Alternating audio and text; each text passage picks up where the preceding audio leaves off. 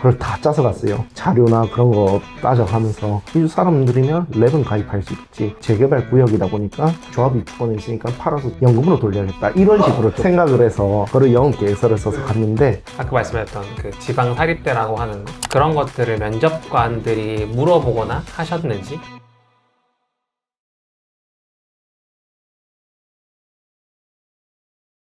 안녕하십니까. 이번에 부산 지역 쪽에 PB로 합격하게 된 한정규라고 합니다.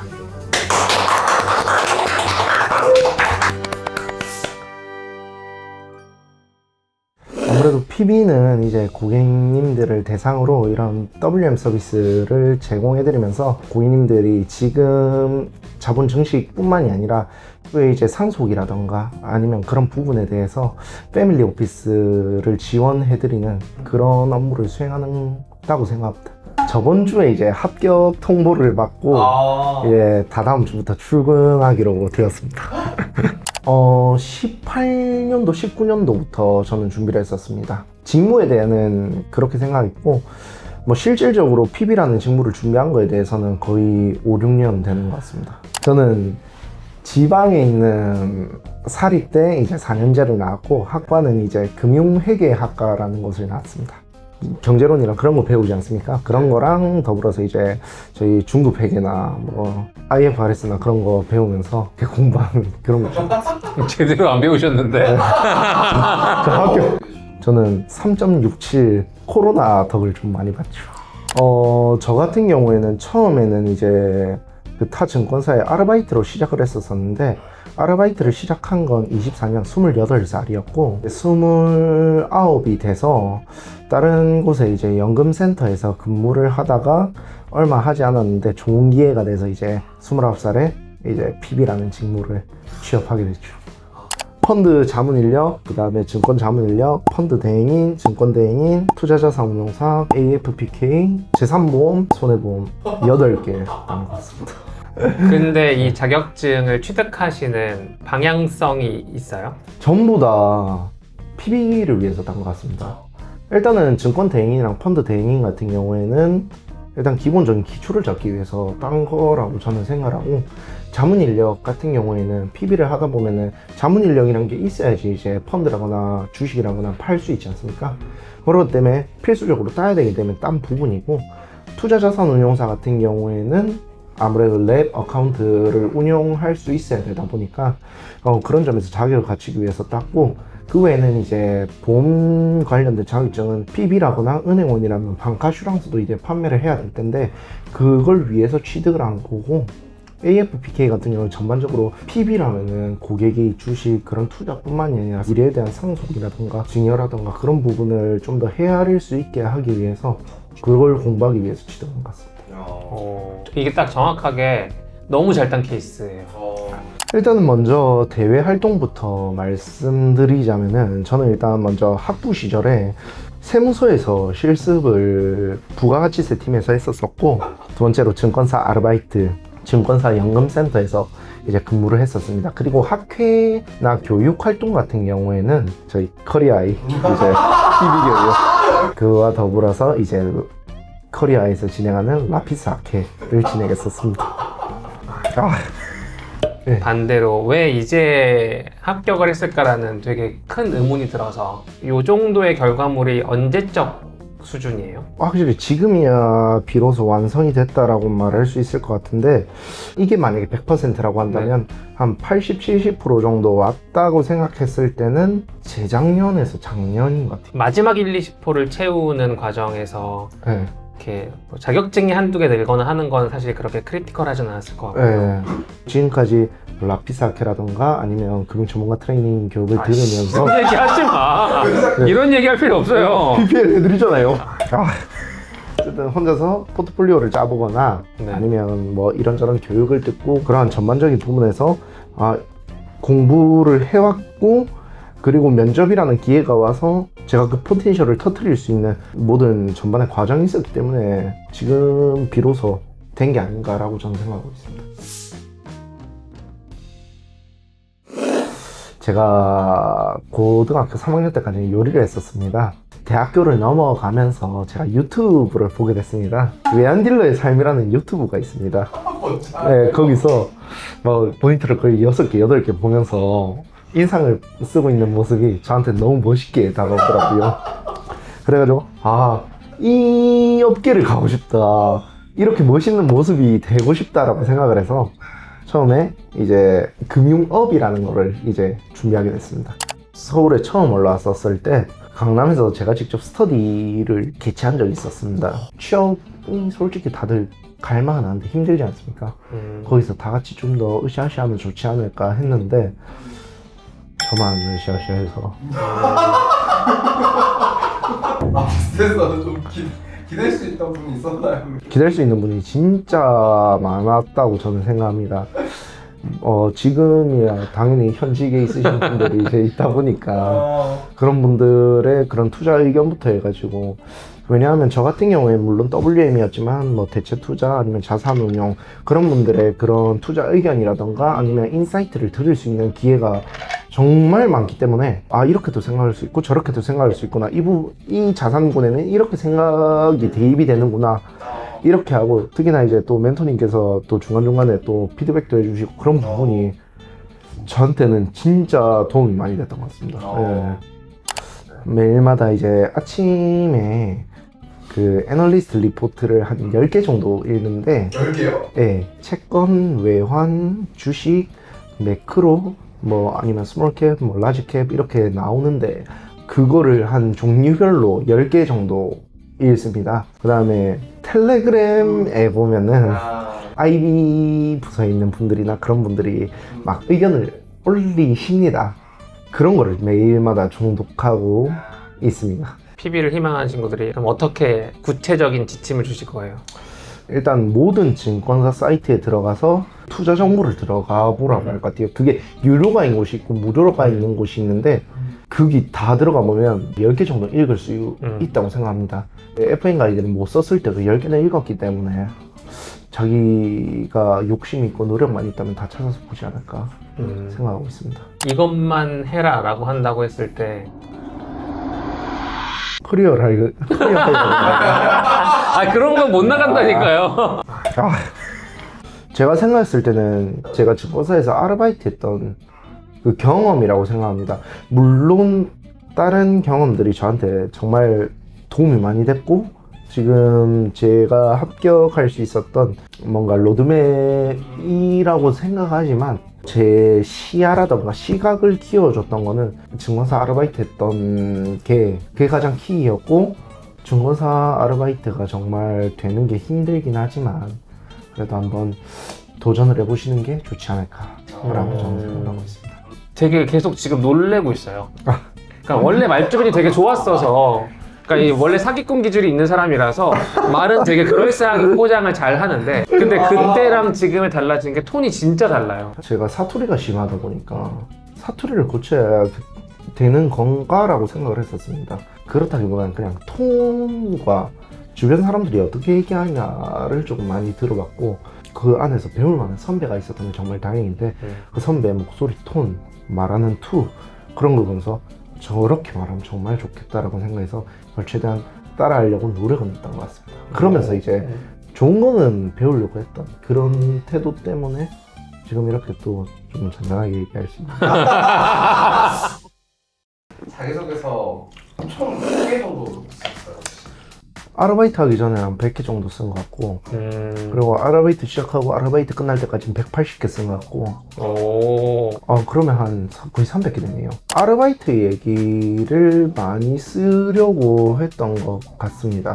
지원하는 친구마다 좀 다르긴 한데, 이번 거 같은 경우에는 아르바이트랑 그런 제가 했던 그런 걸 많이 썼었고, 특히나 제가 PB가 돼서 어떻게 하겠다라는 거를 좀 많이 썼었던 것 같습니다. 제 구체적인 영업 계획 그런 거를 조금 이력서에 녹여서 지원을 했었던 것 같습니다. 영업하려면 이 정도 마인드는 있어야 되지 않을까. PB는 사실 고객의 자산을 불려주는 것도 있지만 항상 불리지만은 못하잖아요. 네, 맞습니다. 사실상 나의 자산관리 대행인이거든요. 나의 그 자산관리 영역 안에서 세무나 뭐 상속이나 증여 같은 것들이 겹쳐 있는 거지. 그런 것뿐만 아니라 음악, 미술 그런 것도 자기들이 관심 있게 봐야지 얘기도 잘 통하고 그러다 보니까 저 맨날 자기 전에 클래식 듣어요. 사람들이랑 잘 지낼 수 있다. 저는 인간관계에서 가장 중요한 것은 이 신뢰라고 생각해서 회사의 신뢰를 지키기 위해 열정적으로 업무에 임하고 있다 라고 해서 그 어떤 업무를 했는지 쫙 적고, 제가 자동차 딜러 일을 했었습니다. 홈파리도 했었고 파라솔 파는 일도 했었고, 삼성전자에서도 영업 아르바이트를 했었고, 의류 매장 나이키에서도 일을 했었고, 그런 영업으로 실질적으로 이제 결과라는 걸 창출해냈던 경험이 많기 때문에 다른 사람들이 썼을 때는 애매모호할 수 있는데 제가 썼을 때는 이게 확실하겠다 라고 생각을 해서 썼던 것 같습니다. 네. 그때 일하시면서 라피스 나왔었어요. 그래서 생각보다 되게 쉽지 않은 건데 이거를 이제 다른 사람이 보기에는 아 그냥 뭐 이렇게 했으니까 잘 되기만 했겠네 이렇게 봤을 것 같아가지고. 제가 이번에 붙었었을 때 7년 동안 준비했잖아요. 근데 이게 거의 20대 전부를 제가 여기에 날렸는데 그렇지. 저는 진짜 살짝 울컥했는데 눈물을 흘리지 않았습니다. 그냥 아 부산 남자라서? 부산 남자라서 이렇다고? 아이씨 진짜 너무 싫은데. 그렇게 느끼었는데 거기서 진짜 드는 생각이 결국 나도 물론 오래 걸렸지만 했구나. 근데 대부분 저희 취업 준비생들 저보다 훨씬 더 뛰어난 사람들일 거라고 저는 생각합니다. 그렇다면은 제가 했는데 그분들이 안 된다는 건 일단 기본적으로 말이 안 된다고 생각하고, 그 과정 속에서 방향이 뭔가 잘못된 방향으로 갈 수도 있다고 생각합니다. 왜냐면 저도 몇 번 그럴 뻔한 적이 있어서, 다만 그걸 진짜 옆에서 잘 잡아주는 커리어 하이고 있고 그걸 잘 잡아주는 사람이 있고, 본인이 정말 하고 싶은 게 뭔지 확고하고 그거에 대해서 가야만 하는 방향이 있다고 한다면은 본인이 이루어낼 수 있을 거라고 생각해요. 그리고 면접 보시는 분들 다 알 거고, 진심으로 이 업을 사랑하고 열정적으로 준비를 했다고 한다면은 안 되는 게 이상하지 않을까라는 생각이 나고 있습니다. 아까 말씀했던 그 지방 사립대라고 하는 거, 그런 것들을 면접관들이 물어보거나 하셨는지? 오히려 근데 저 같은 경우에는 서류라거나 그런 부분에서 사람들이 특이하게 봤던 거는 경험이었던 것 같습니다. 학벌 또는 학점에 대한 질문을 받아본 적은 아예 없고? 네, 거의 없습니다. 근데 그게 오히려 다른 경험이 너무 좋았어서거나 좀 특이해서거나 해서 약간 묻힌 것 같다? 네, 맞습니다. 지방 국공립이건 사립대건 출신의 분들이 우리는 금융권을 못 가라고 하는 그런 것들도 되게 좀 있잖아요. 보면. 그런 부분에서 아무래도 저는 물론 붙었지만 다른 분들이 준비하시면서 힘든 부분도 물론 있을 거라고 생각합니다. 왜냐하면 들어가고 나서도 아직까지 파벌이라는 게 있다고 하지 않습니까? 그런 부분에 대해서는 오늘 중요하다고는 생각합니다. 다만 진짜 자기가 가고 싶다고 한다면은 그건 상관없다고 생각합니다. 충분히 극복 가능하다? 네, 충분히 극복 가능하다고 생각합니다. 저도 처음에는 내년이면 이제 30이고 하다 보니까 솔직히 포기를 할까 말까 지금 좀 최근에 고민을 많이 하고 있었는데 이렇게 된 거 보니까 결국 지금까지 제가 했던 것들이 모두 헛되지 않았다라는 게 제일 느껴졌던 것 같습니다. 취업 준비 기간이 길었잖아요. 네, 맞죠. 처음에 그 최종 면접에 가셨을 때 나는 왜 몰랐던 것 같으세요?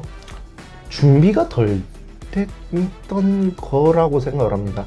어떻게 보면 면접이란 게 정해진 기간에 찾아오는 그런 기회는 아니지만은 항상 준비를 해야 된다고 하지 않습니까? 취업은.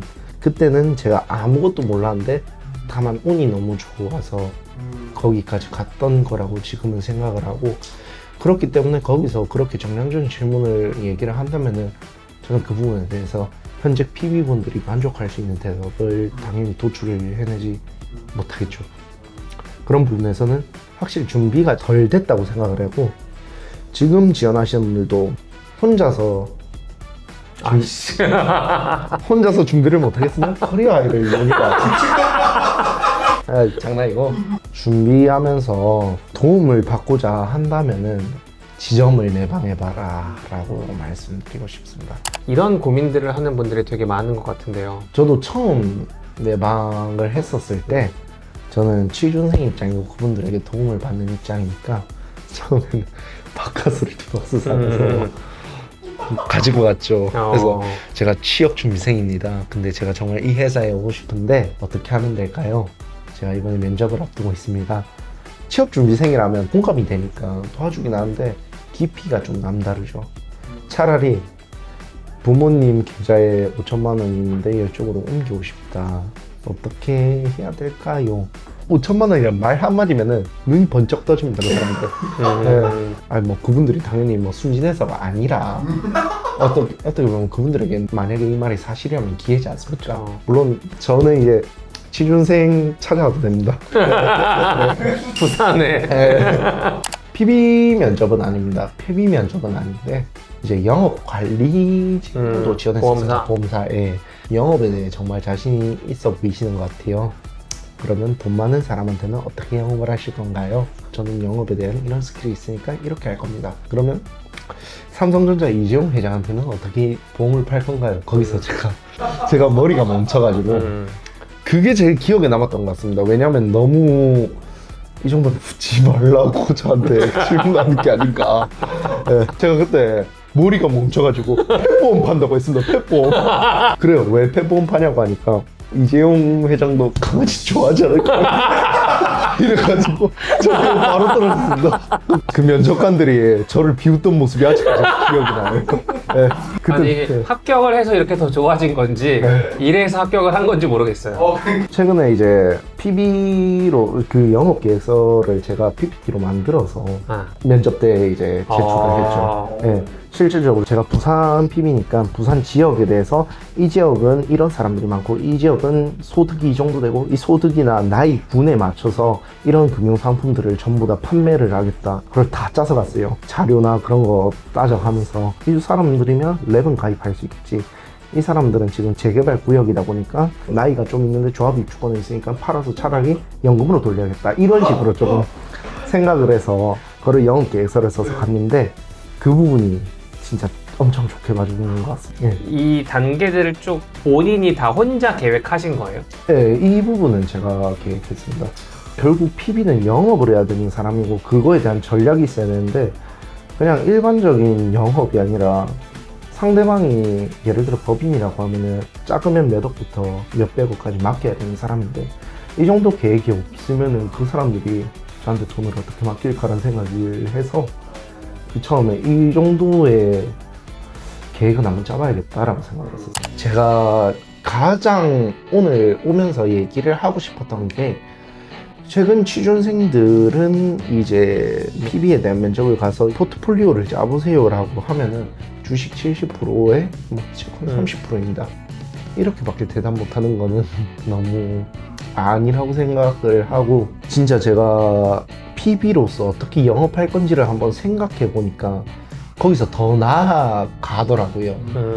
예를 들어 주식 70%지 뭐 채권 30%인데 채권 같은 경우에는 이제 바벨 전략으로 해서 미국 단기채 혹은 뭐 한국 장기채 그런 식으로 하고 그 다음에 주식 같은 경우는 이제 커버드 콜 같은 거 추천해 드리면서 좀 더 캐시플로우를 만들어 드리고 이런 분들은 좀 더 공격적인 성향이니까 차라리 커버드 콜이나 그런 ETF보다는 적극적인 그런 개별 종목을 추천 드려야지. 근데 개별 종목을 했었을 때 이거에 대한 이슈가 뭘까? 취준생들이 여기까지 못 오는 것 같더라고요. PB 준비하는 취준생들이랑 같이 준비를 하기 위해서 너는 포트폴리오 어떻게 짤 거야? 라고 물어보는데 여기까지 못 오는 애들이 대부분이어서 면접관들 분들이 요하는 거는 여기까지인데 우리는 완전 초입 단계까지만 얘기를 했었구나, 이게 아니었구나 라는 걸 좀 깨달아서 지금 취업 준비생 분들에게는 좀 딥하게 생각했으면 좋겠다라는 생각이 아무래도 저보다 정말 뛰어난 분들도 많고 어렸을 때부터 정말 이 업을 위해서 공부를 하려고 달려오신 분들이 정말 저보다 많을 거라고 생각합니다. 근데 저 같은 경우에는 그분들보다 뛰어나지는 못하다고 생각을 하고 다만 제가 가진 강점이라던가 뭐 전반적인 그런 타이밍부터 해서 제가 뭐 정말 원하는 PB라는 직무의 합격을 불러 일으킨 것 같습니다. 그렇기 때문에 지금 현재 상황에 대해서 절망하고 마음 아프신 분들이 충분히 있을 텐데 그분들도 정말 주변에 힘든 일이 많겠지만은 포기하지 않고 준비하신다면은 제가 했는데 여러분이 못하진 않을 거라고 생각하기 때문에 포기하지 않고 준비하셨으면 좋겠습니다. 이건 진짜 진심입니다. 와.